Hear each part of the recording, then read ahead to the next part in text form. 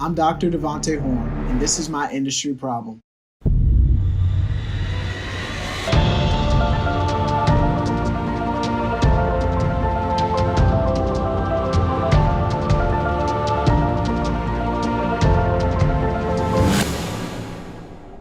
One of the things I really struggled with growing up was figuring out my place and understanding where I fit in. I didn't really know what opportunities were available for students like me.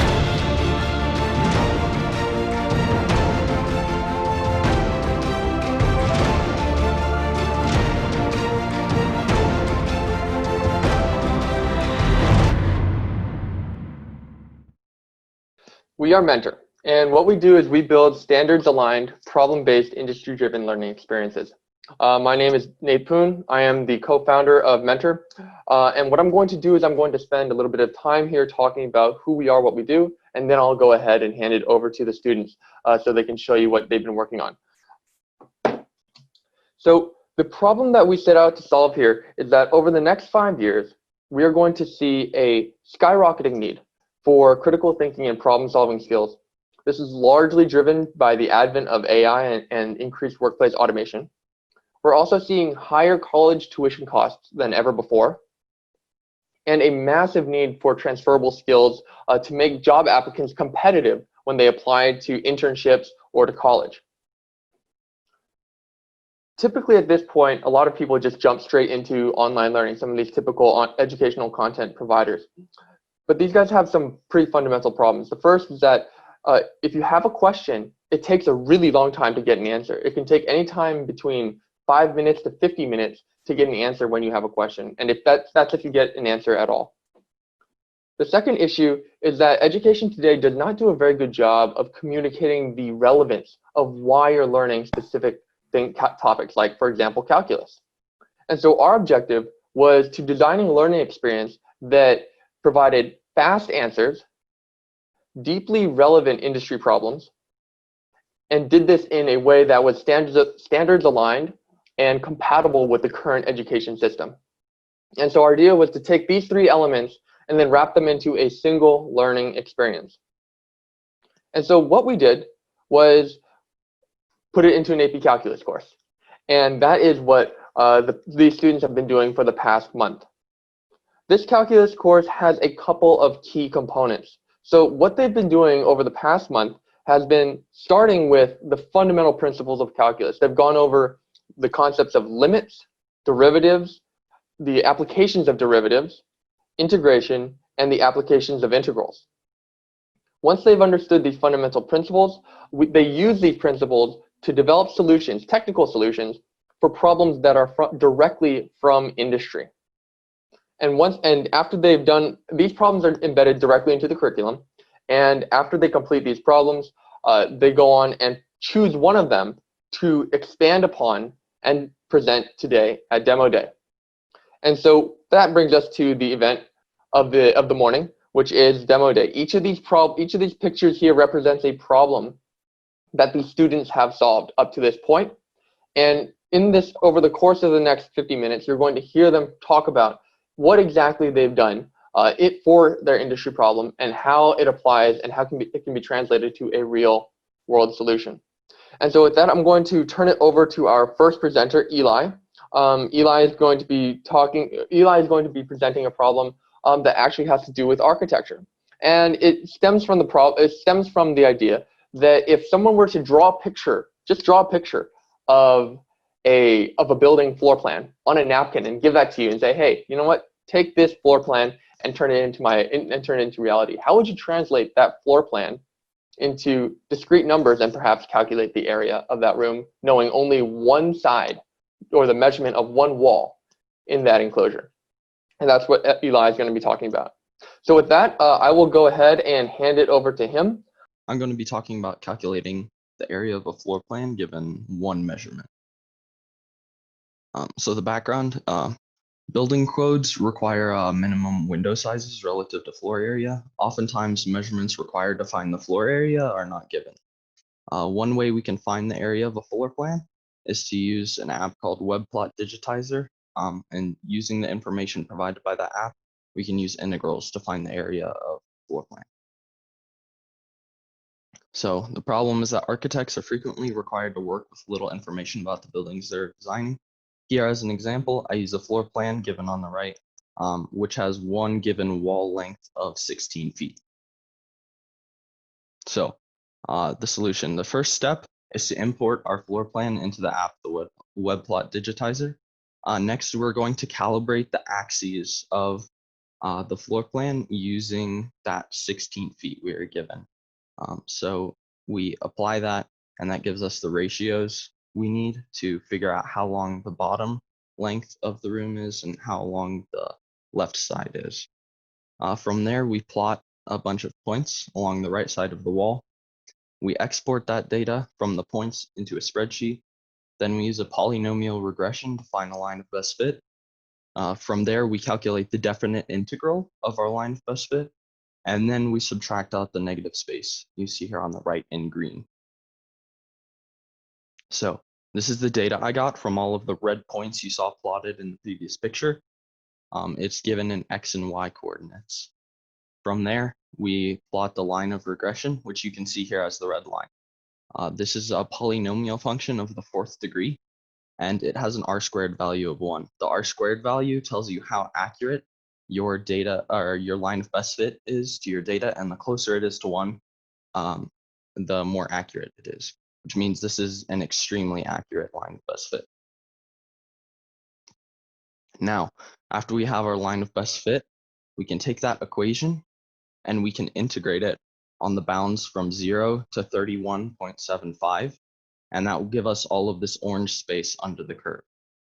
After that, we find the area of the negative space by multiplying the lengths of the rectangles, and we subtract that space out, and that gives us the total area of the floor plan. So after I did all of this, I found that the area of the floor plan, given that the wall length was 16 feet, is 977.54 feet squared. Now the analysis of this. So future work I could do on this is automating the calculations so that the user has to do less work with each step, so less importing, making the computer do more for you, and possibly developing it into one app where all of the functions are integrated together. The costs of this would be hiring an app developer, so that would probably be an hourly rate. And then applications, this could be used in lots and lots of architecture problems and the design of irregular buildings that have curved walls. Thank you. These are my pictures. Please drop your questions into the chat, and then we will go ahead and ask those to the presenters. So at this time, we're going to pause for about 2 to 3 minutes to collect questions, and then Gloria will go ahead and start to ask those questions. And so with that, I'm going to go ahead and turn it over to Drew to do his presentation. So Drew, go ahead and share your screen whenever you're ready. Okay. My industry problem was problems in gender equality inside science and engineering positions. What's the problem? Women are a substantial minority overall in science and engineering, or S&E positions. 50.8%. That's the percentage of women in the U.S. What do you think the percentage of women employed inside the science and engineering workforce is? 28%. Does that seem low? Yeah, it does. So why is this a problem? Women are clearly underrepresented in this workforce. That means we are missing out on the points of view that they have to offer, and this really needs to change. The solution, there are 4 stages in my recruitment process. 1, the initial recruitment pool. And after a phone interview, we go to the intermediate recruitment pool. An on-site interview leads to the final recruitment pool. And then the final interview leads to the final hire. The product that I've devised is, for the phone interview, I can build a network using Bubble.io that will help women talk with the recruitment team and with each other to kind of prep themselves and get ready for the interview so they can give their best shot. The on-site interview, women can choose their interviewer from a list of interviewers to help provide a safe and comfortable space where they don't feel like they're being intimidated. The final interview, we want to have members of the recruitment team be mixed genders to help negate or tone down the natural biases that might occur. So the effect, if we want a specific gender diversity target, we have to create a pool of candidacy that reflects that target. If we want a 50-50 split, then we need to have a candidacy pool with 50-50 men and women. If we want to have a 50-50 split, we might actually want to increase the number of women in our candidacy pool because of underlying societal biases. So where's the math behind this? How I found these numbers is using something called a limit, and it takes about 5 steps to calculate when you're trying to find it when it approaches a value. So 1, you have to find your data. 2, you have to put that in a spreadsheet or some sort of a storage mechanism. 3, you have to do calculations on the graph of it. 4, you have to do some projections with the calculations that you find. And then 5, after the analyses, you can find the number that you want. So as you can see, the percentage of women is not increasing like we want it to. It's leveling out at around 28.5. We want it to stop at around 50%. This equation right here, this red line, is the line of best fit for the data that I used.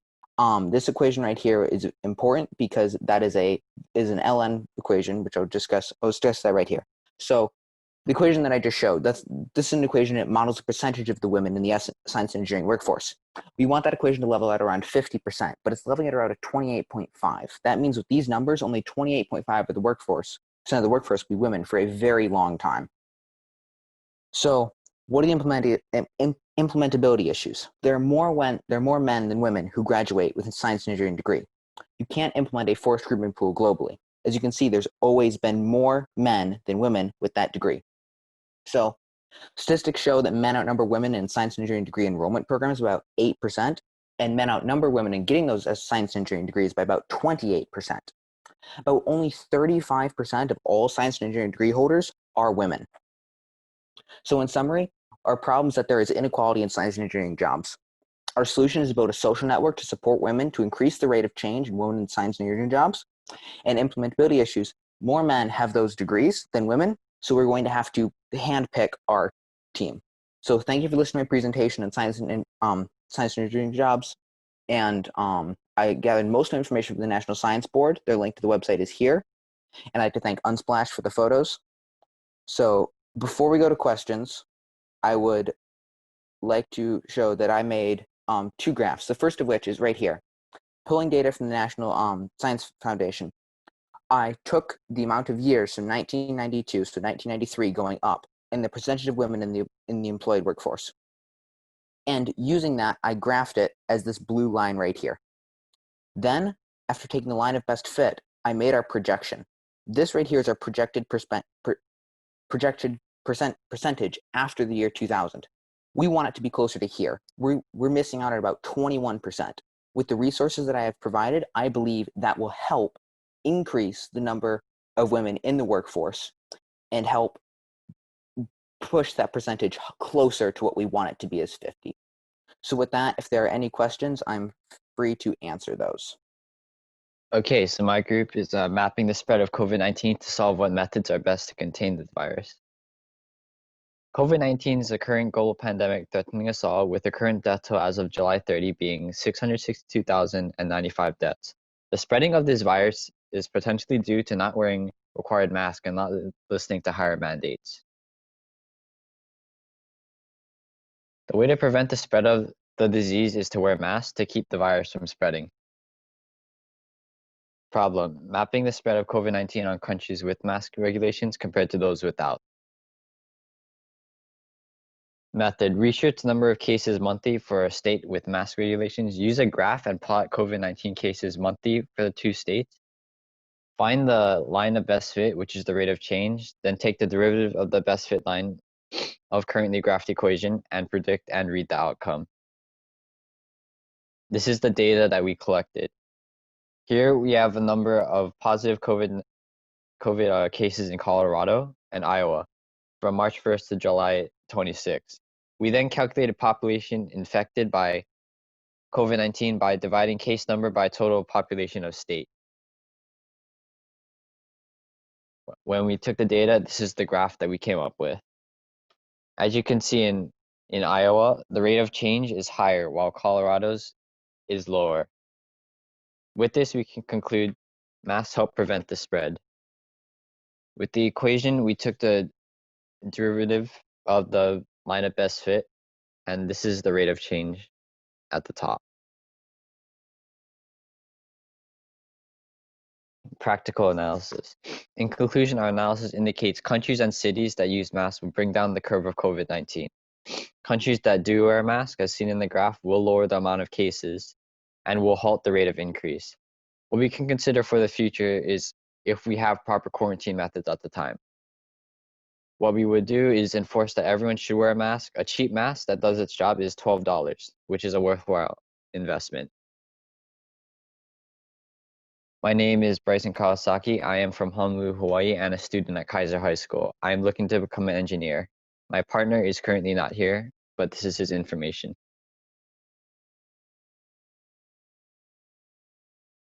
And this is our references page. Okay, that's it. Hello and welcome to the modelling of COVID-19 using the SRI model by Lakita, Tamia, and Rahul. Hi everyone, my name is Lakita Theravidi and I'm from Nashua, New Hampshire. I am a rising sophomore at Nashua High School South and I'm 15 years old. My dream is to become a cardiothoracic surgeon when I'm older. Hello everyone, my name is Tamia Jackson. I am 16 years old. I currently live in Boston, Massachusetts, and I go to Christie Boston High School. I am aiming for a career in anesthesiology.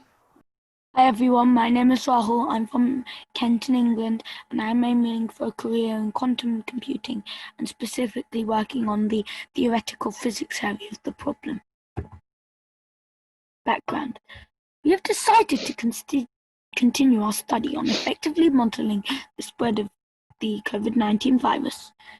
How can we continue onward? And the path forward was clear for us. We decided to present to everyone the SRI model. Our main problem is we want to figure out when COVID-19 cases will plateau to about 1 case per day in our respective regions.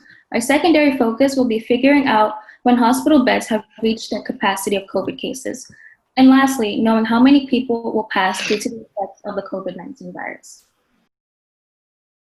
To track the spread of COVID-19, we used the SIR model. First, we collected the number of total COVID-19 cases, the new daily cases, and the daily deaths. Then we created a graph to observe the trend line to see the curve. Next, using the SIR model, we calculated the rate at which the susceptible population decreases when a susceptible individual gets in contact with an infected individual and gets COVID-19. Similarly, we calculated the rate of change as the infected population increases daily and the rate of change of the recovered population. And in order to determine when the hospitals will reach its full capacity and run out of beds, first we researched the hospitals' capacities in each of our respective areas. Then, using the graphs and infected population's rate of change from the SIR model, we noted when the number of infected will be higher or when the COVID-19 cases will reach higher than the number of hospital beds. Lastly, we set the differential equations of the rate of change of infected population greater than or equal to the number of hospital beds in the area and solved. An SIR model is a professional, complex, and realistic model that computes the abstract number of people infected with the illness in a closed population over time. It is a great way to represent all pandemics. First and foremost, the population is divided into 3 categories: the susceptible, which is S, infected, I, recovered, and removed, RR. The removed are those who died, so they are removed from the population. And with any mathematical model, one must make various assumptions to simplify a real-world phenomena because it gets too complicated to express everything with like a few number of equations. Therefore, we must make assumptions. The first assumption is that the population remains constant or stays fixed, and there's a constant infection and death rate. Now that we introduced the SIR model and cover the important fundamentals of it, let's move on to the measures we all can make to help with reducing and stopping the spread. First, practice social distancing, wear a face covering or mask, and stay home as much as possible, and constantly wash and sanitize your hands.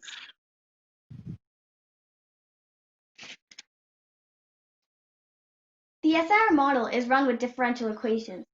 S of t is the number of susceptible individuals, and I of t is the number of infected individuals at time t. The dynamics are described by a set of differential equations, as you see with the formulas on the left. The change in susceptible is given with an equation, the rate of change of S versus time. That's what the derivative notation means. The change in S over the change in time is going to be a decrease, which is why it's negative.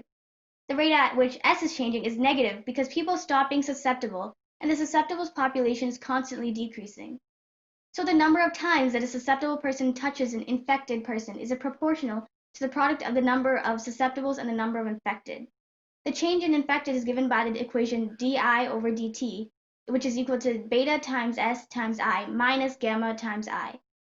The first term reflects how susceptible individuals who got coronavirus joined the infected group, and the second term represents the rate at which infected individuals are removed from consideration because they're either recovered or they've become immune with the vaccine or their genes.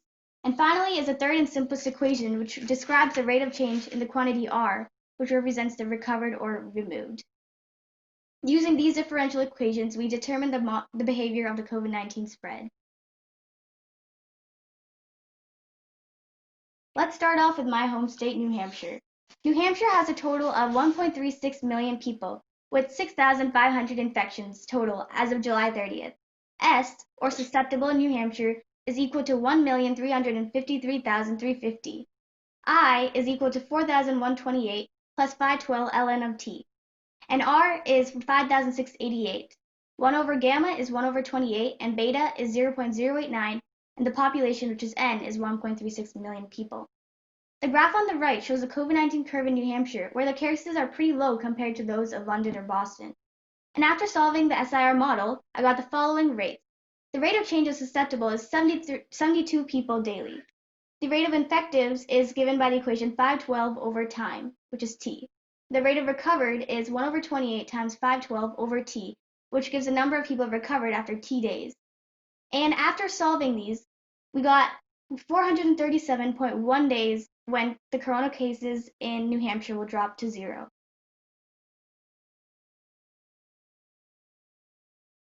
There are a total of 2,276 hospital beds in New Hampshire, so let's calculate when hospitals will have to start planning. When the severe COVID-19 cases in New Hampshire becomes greater than the total number of hospital beds in New Hampshire is when they'll run out of capacity. And after plugging the values into the equation, I got 481.8 days where the hospitals in New Hampshire will be filled to capacity if the infection rates remain constant. And to find the total deaths at the end of COVID-19 in New Hampshire is approximately 1311. So first, the way we figured that out was the death rate in New Hampshire is 3 deaths per day, and the total deaths is 415. So we multiplied 3 times the total days that we expect that COVID-19 will end, which is 437, and got 1311 deaths by the end of COVID-19 in New Hampshire. Boston has a population of over 4.8 million with over 14,000 positive cases. To figure out when we will reach 1 case per day, I had to figure out how many people are susceptible, how many people have been infected, and how many people have recovered. To do this, I graphed the total number of COVID cases and formed an equation. Using that equation, I was able to find how many are susceptible, infected, and recovered, using the rule of derivatives. Lastly, I set my equation equal to 1 and found out that in approximately 151 days, COVID cases will drop to about 1 per day. Next, we use those numbers to figure out that in about 98 days, hospital beds in Boston will be filled to its capacity, assuming rates remain constant. On a much sadder note, by the end of the COVID pandemic in Boston, we will expect to have about 9,707 civilians pass due to the effects of the virus. Now let's move on to my hometown. In London,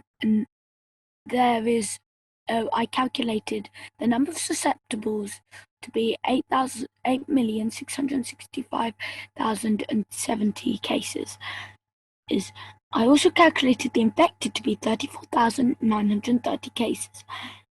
The total population of London is represented by N, which is 8.7 million people. First, I calculated the differentiation of the susceptibles, which gave me the 3,096.29. I did the same for the infected, which gave me 1,848.7 cases. I decided to calculate how long it took till the cases reached 0.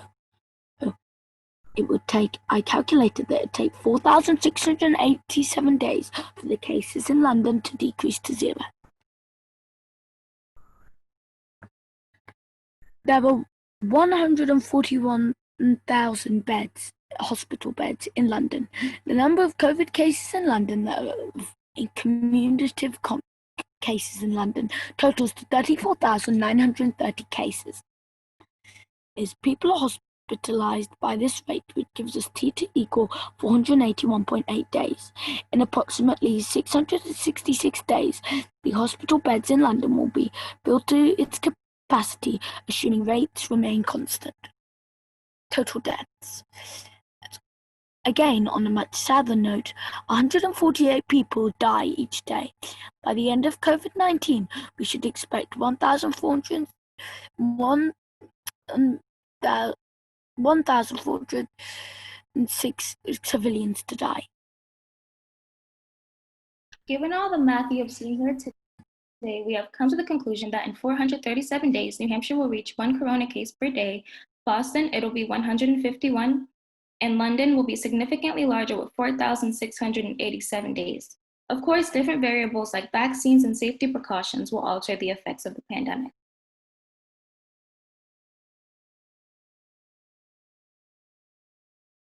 But that's not where it stopped. I created a website to spread awareness and share our knowledge, and the link will be pasted in the chat below. Please visit and share my website with others. There's so much information you can find regarding COVID-19 on my blog, where the articles describe the mathematical procedure into much detail. I hope our work can stimulate more effort in understanding how an outbreak is developing, how big a scope it can be, and in what kind of time framework. Now let's see what you have to do to calculate the spread of COVID-19 in your area.